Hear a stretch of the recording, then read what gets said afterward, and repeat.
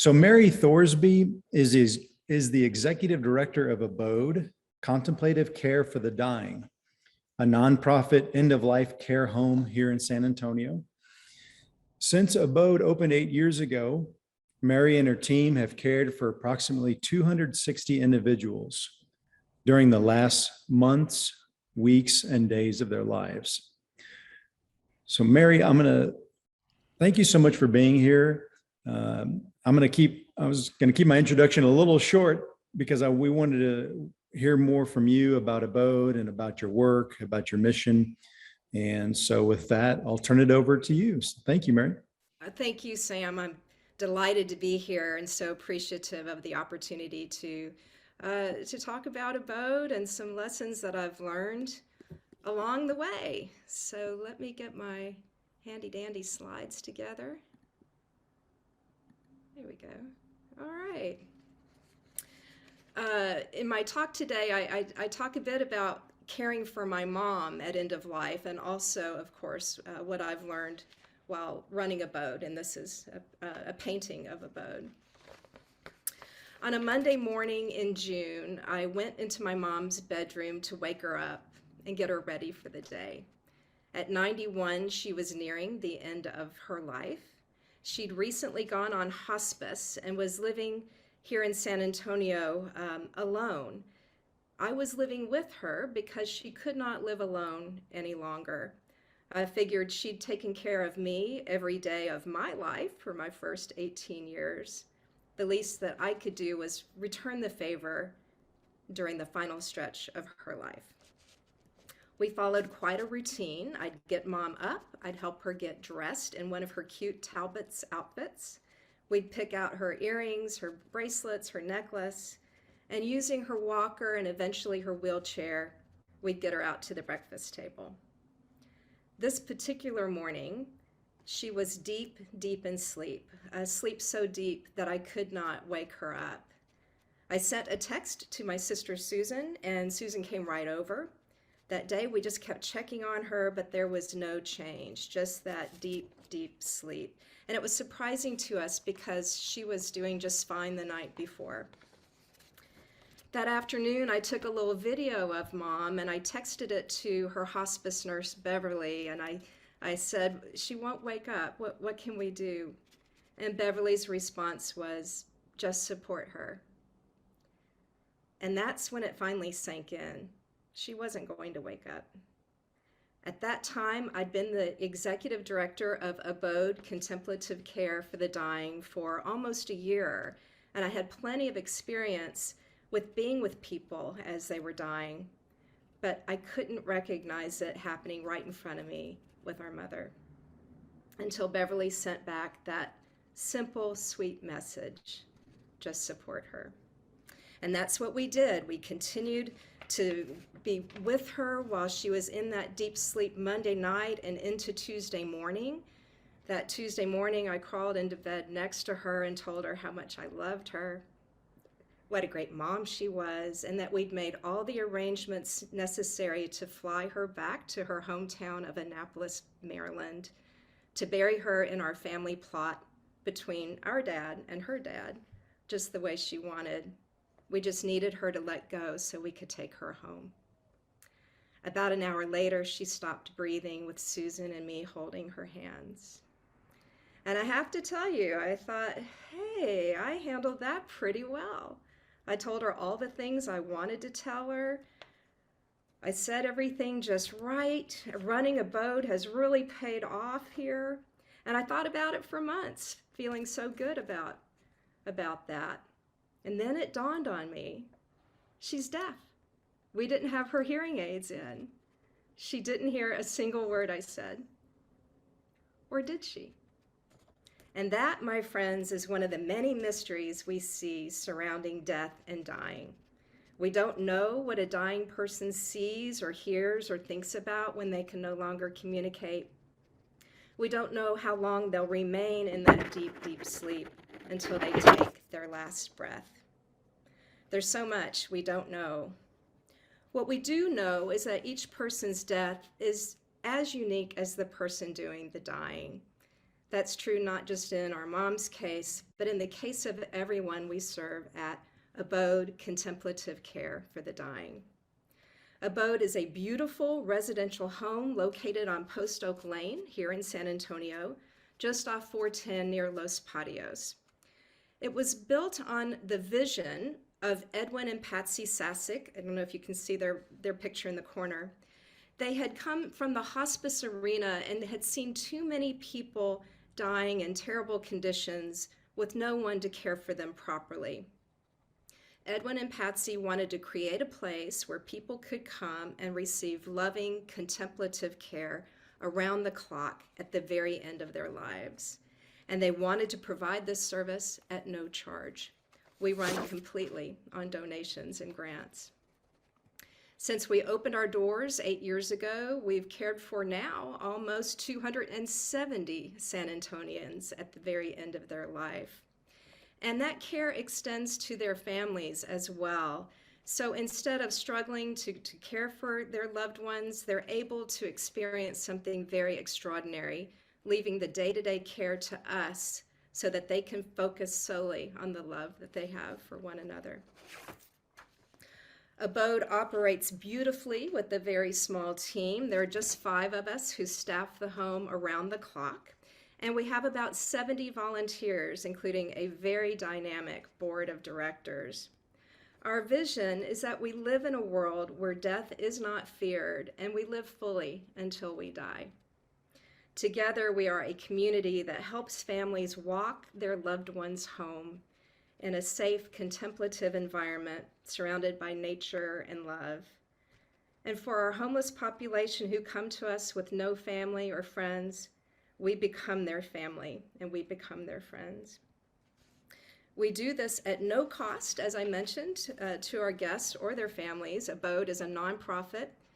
We run on the donations of our very generous community and a small number of very competitive grants. We receive calls and emails daily from San Antonio hospices that are looking for a safe place for their patients to spend their final stretch of life. We also get calls from hospitals and rehab centers who are ready to discharge patients. There's nothing more they can do for them, but there's no place for them to go.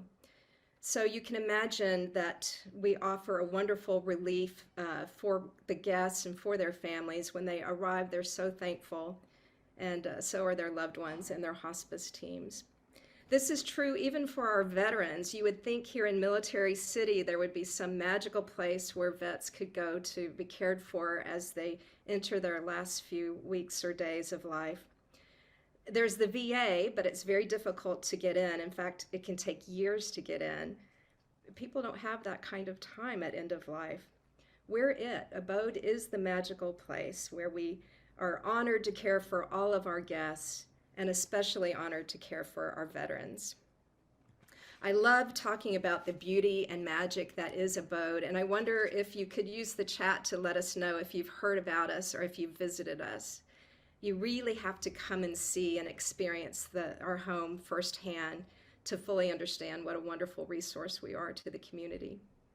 Today, I thought I would share with you 5 lessons that I've learned since working in the death care field. These are lessons in dying and death that have changed my life, and I hope they resonate with you.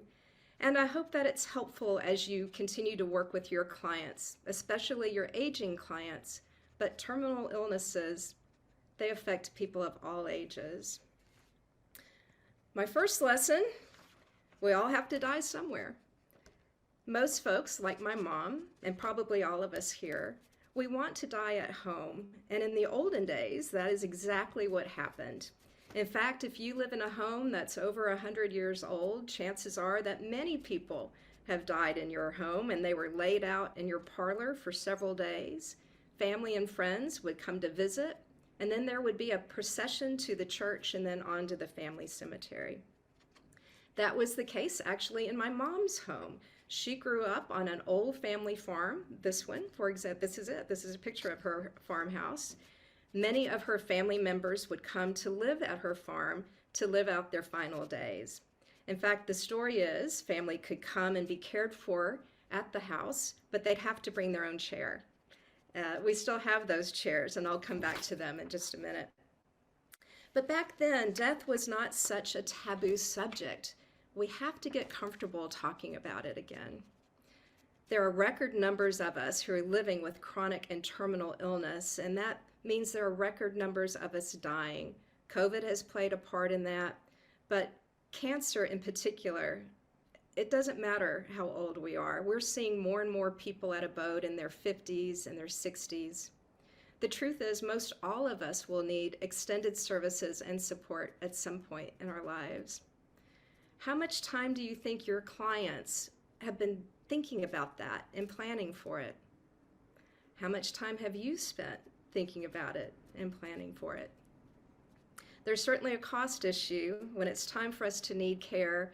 A semi-private room in a nursing home is around $100,000 a year. Medicare does not pay for that.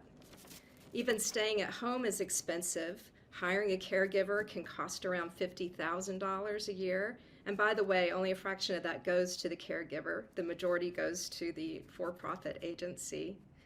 If we're lucky, we can depend on a family member. And I'm thankful that I was able to care for my mom, and I'm sure many of us have cared for a parent. Often one spouse or partner cares for the other. But what if we have no spouse or partner? Or what if our spouse or partner is just physically unable to care for us around the clock? My sister Susan and I worked beautifully as a team to take care of our mom, but if either one of us had to have done it all on our own, it would have been absolutely overwhelming.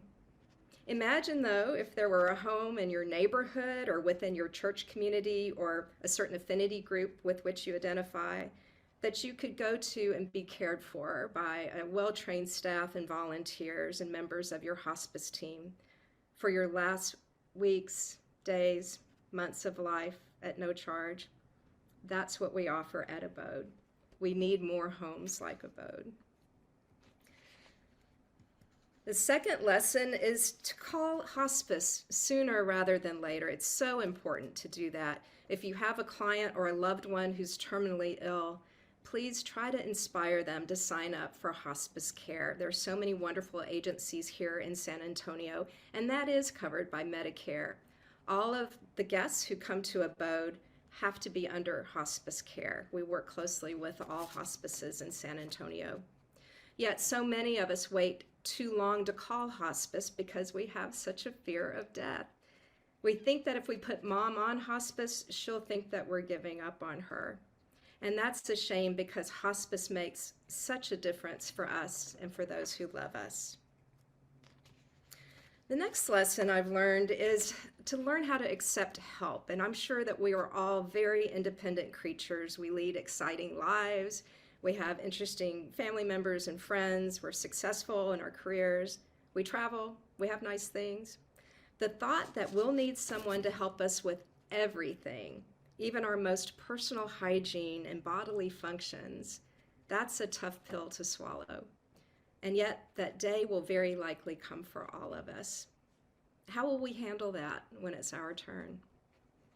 And how will we prepare ourselves for difficult and honest conversations within our own families? Often in hospice, family members will tell the nurse, "We know Grandma is dying, but she doesn't know that. Please don't tell her." And then the hospice will meet privately with Grandma, and she'll say, "I know I'm dying, but my family doesn't. Please don't tell them. They won't be able to handle it." From our experience with loved ones who are dying, it's best to acknowledge it honestly instead of trying to deliver an unrealistic pep talk. One of our guests, Christine, used to receive get well cards from her church. She wasn't going to get well.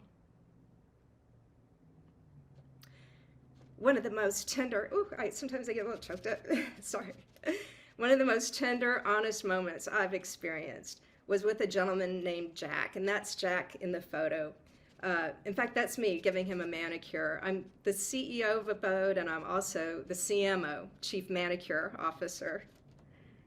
Jack was tired, and he was ready to go, and he wanted to join his wife, Charlene, who had died months before. He'd been with us for quite a while, and he was tired and frustrated.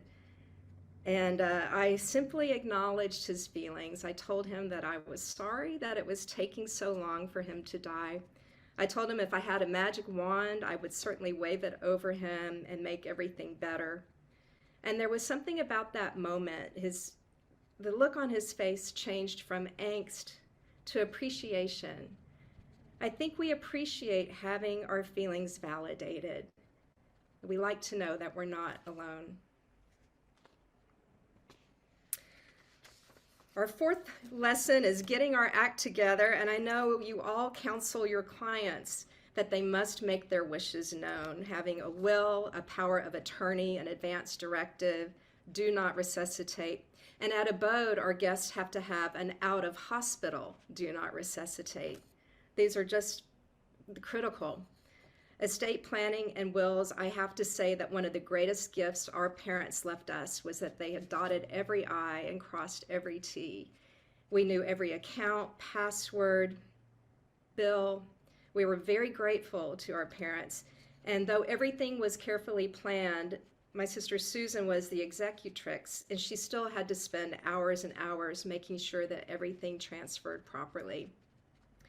I can't imagine how much time and energy and heartbreak would have gone into it if my parents had not been so forthright with all of their planning. Where it got a little sticky for us was dividing up all of their belongings, especially my mom's. As I mentioned, she grew up on this old family farm. She inherited generations and generations of big, heavy furniture, dishes, Civil War guns, Indian arrowheads, pottery shards, farm tools. Those chairs that I was telling you about earlier, they're in my garage. We could open an antique store, and she insisted that everything remain in our family. Was she worried about that in her final hours? I don't know. I hope not. But I can tell you honestly, it was a very big worry for Susan and our other sister and our brother. And over the course of the week, the four of us managed to divide everything up. But it was not without its moments of family dynamics. And I will suggest, encourage your clients to avoid this. If they have specific things that they know specific people would like to have, they should go ahead, put those names on it, go ahead and give those items away so that there's no controversy at the end. And have you done this yourselves? If not, I'm here to encourage you. What is that story about the cobbler having no shoes?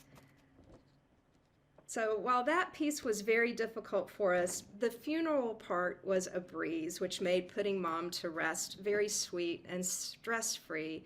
We knew what kind of funeral she wanted. Everything was paid for. We even knew which Talbot's dress she wanted to be buried in. Her funeral was very traditional, just the way she wanted.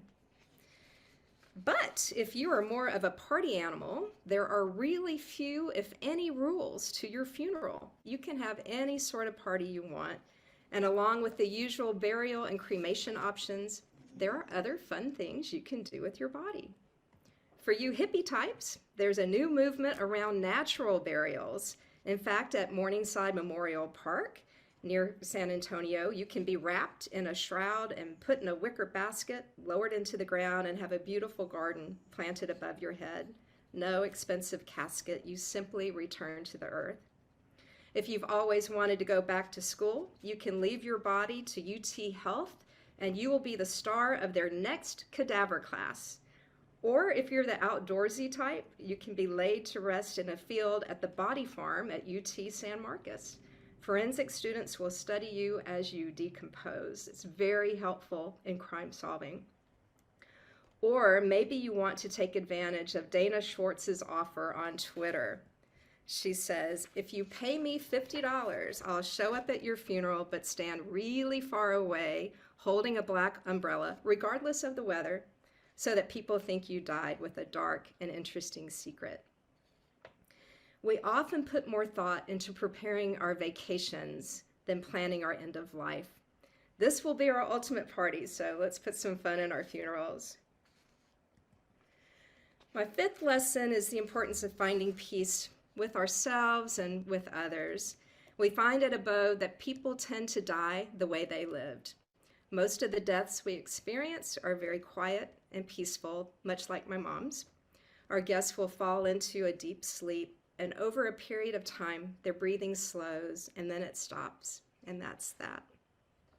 For others, it can be a struggle, and it's uncomfortable for them, and it's uncomfortable for us, and we just do our best to support them until they can finally let go. We often think of BJ. She came to us in a cranky mood, and she left us in a cranky mood. She complained about everything, even my grilled cheese sandwiches, and I'm pretty good at those. She had no family except for a nephew and his wife, who often drove from Houston to San Antonio to take care of her in her trailer. But when they dropped her off at Abode, they went back to Houston, and we never saw them again.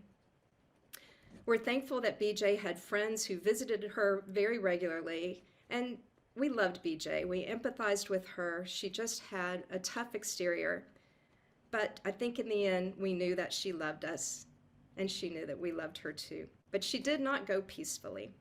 Did she have unfinished business? Had she said everything that needed to be said? Had she found forgiveness for those who let her down? Or asked for forgiveness for anything she may have done? I don't know. On the flip side of that was Mark. Mark had become estranged from his sisters. There was no bad blood. He just marched to his own beat, and he hadn't seen them in 20 years. However, when he became so sick that he couldn't return to his rusted out trailer any longer, the hospital tracked down his sisters in Dallas, and they got him to Abode. And for the 3 weeks he was with us, they rarely left his side. They had a lot of catching up to do. Not only that, the sisters tracked down his 2 young adult children who hadn't seen him in years. The children told him that they had no bad feelings, that they loved him, and that his son said he recognized that his best traits came from his dad. It was a beautiful thing to watch and to experience. The sisters told us that we helped heal 2 generations of family pain. We can change people's lives, even at the end of their lives. And at Abode, we get to see these stories unfold every day. As they get close to dying, our guests will often look around the room or stare at the corner of the ceiling, or they'll even reach up as to grasp the hand of someone. God, Jesus, a loved one who died before them? We don't know. Sometimes they'll ask us to help them find their shoes or their map. They'll tell us that they need to get to the train station, that someone is waiting for them. A friend's mother announced that she was ready to go. In fact, she was leaving that evening. She was just waiting for the man in the red and white striped shirt. Not long after that, my friend's brother arrived at the house wearing a red and white striped shirt. She died that evening. To me, these experiences are comforting. There's something lovely and mysterious and wonderful waiting for us at the finish line. I'm reminded by what Steve Jobs' sister said were his last words before dying. Oh, wow. Oh, wow. Oh, wow. Speaking of Steve Jobs, remember how he'd end his Apple product announcements with, wait, there's one more thing? I've shared with you my 5 lessons, and in honor of Steve Jobs, I have one more. Do the math. I think the best way to prepare for death is to live life as fully as we can. During my time at Abode, I've learned more and more about the idea of contemplativeness. It's in our name, Abode, Contemplative Care for the Dying. But what does it mean? For us, it means being in the present, being fully focused each time we interact with our guests, their family and friends, with one another. We don't rush, and for me, a recovering type A personality, one who loves nothing more than crossing things off my to-do list, this has been perhaps my biggest lesson of all. It takes constant practice to live and be in the moment. And how many moments do we have left? Well, we can do the math. I'm 57. My mom died at 91. So if I live as long as she did, I have 34 years left. I always work best under a deadline, so these next 34 years represent my ultimate deadline. For some, that realization might be very depressing, and perhaps you're doing your own math in your heads right now. But I find it very motivating. I know that death is coming for me whether I'm depressed about it or not. Why not embrace it, befriend it, and use this time to my advantage? I think having a sense of my death date has brought out the best in me. Along with constantly trying to remember to slow down and live in the moment, I've begun practicing meditation and yoga. And in fact, we now have bedside yoga at ABODE each Friday afternoon. I'm going there next. And we have 2 meditation programs each week. Both of these practices are grounded in being in the present and being in the moment. And I think they'll serve me well as my body and brain continue to age to the point where I may become bedbound, another difficult truth that most all of us will have to face.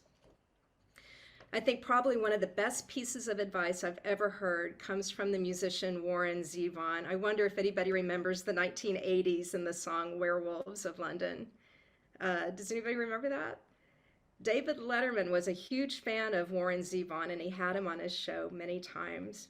Warren was diagnosed with terminal lung cancer, and during his last appearance on the show, they talked about it.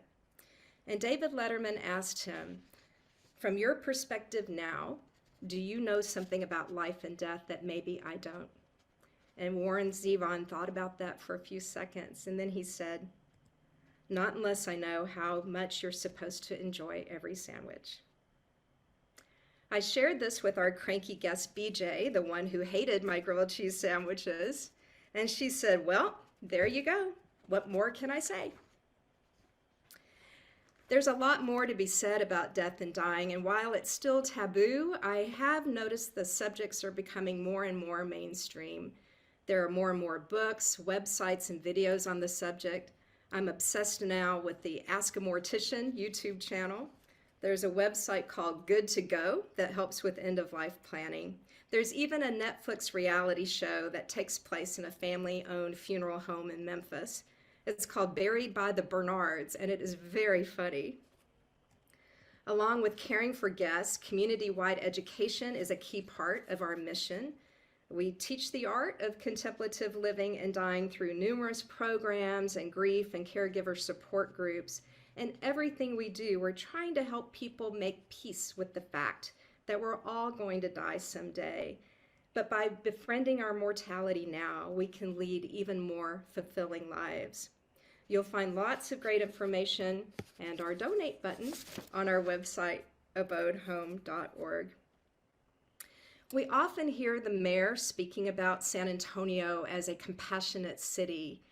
To be a truly compassionate city, our compassion must last all the way until our loved ones, our friends and neighbors take their last breath. We must be a community where everyone can spend their final days surrounded in beauty, love, celebration, and dignity. ABODE is here to be a partner and a resource to you and to your clients.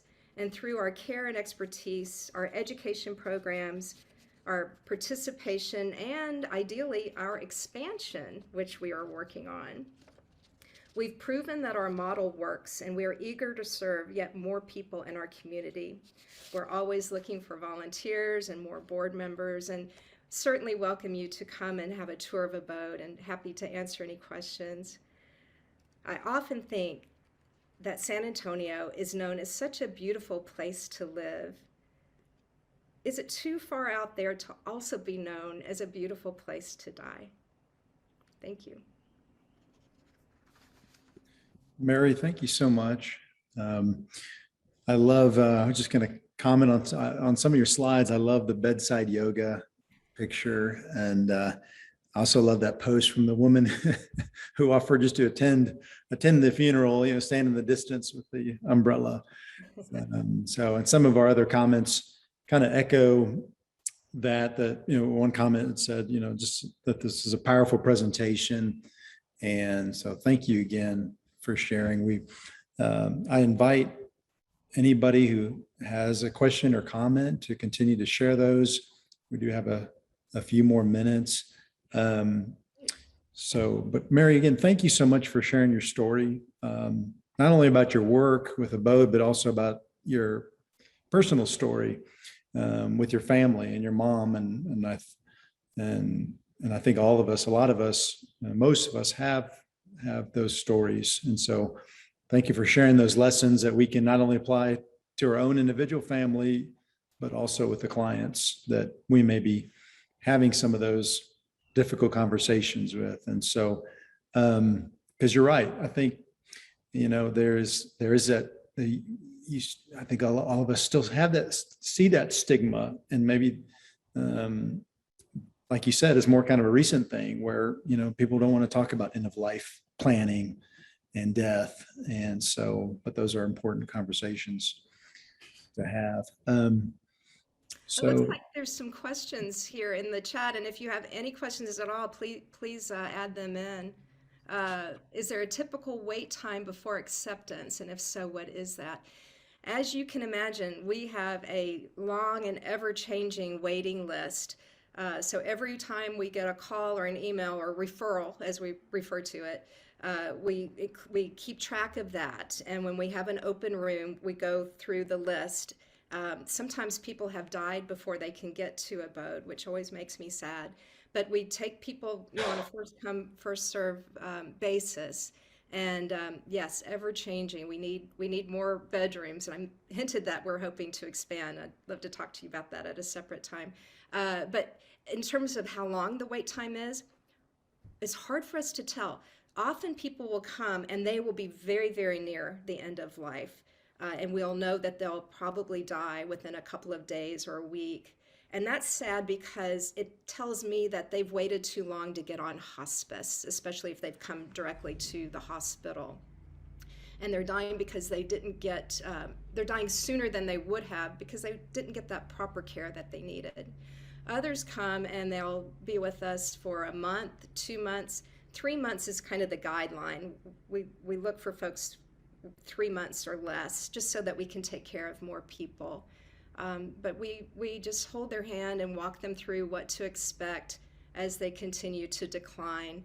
And we also counsel their families on what's happening and why.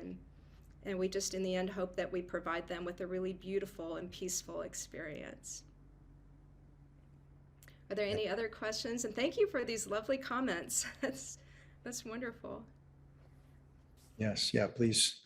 If there's any other questions or comments, feel free to those in there. I'll put my phone number and my email in the Oh, chat, great. and you can certainly reach out to me at any time. I'm also interested in more speaking opportunities. I feel like the more people who know about ABODE and need to know about ABODE, the better. So if you know of any groups that you think this would strike their heart, please let me know. Great. There's a question about your current capacity. Okay, and that's my number. That's a 415 area code. I came here from San Francisco to take care of my mom. Currently, our home has 3 bedrooms. And the reason for that is because if you care for more than 4 people at a time, you have to be regulated. So we're not regulated. We don't even have a nurse or a medical type person, although we do have a nurse on our board and a retired hospice physician on our board. But we really are a residential home. We're not a medical facility. We're not a nursing home. But by having just 3 bedrooms, we don't have to jump through a lot of hoops. We care for you as if we were, extended family. We have the opportunity to take over another property, which would allow us to take care of as many as 14 people. And to do that, we would need to become a special care facility where we still have to meet certain guidelines, but they're not as stringent as like an assisted care facility, which we are not. But those types of facilities have so much that they have to do. For example, they have to have their meal plans in advance. They have to feed people, at a certain time. Well, a lot of times folks come to us and they're no longer eating, so we can't. We are a special care facility, so we're working on all that right now. Okay, great.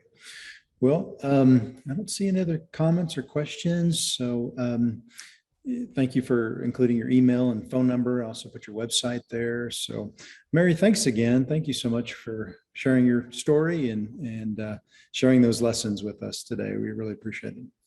Thank you for the opportunity. I enjoyed it.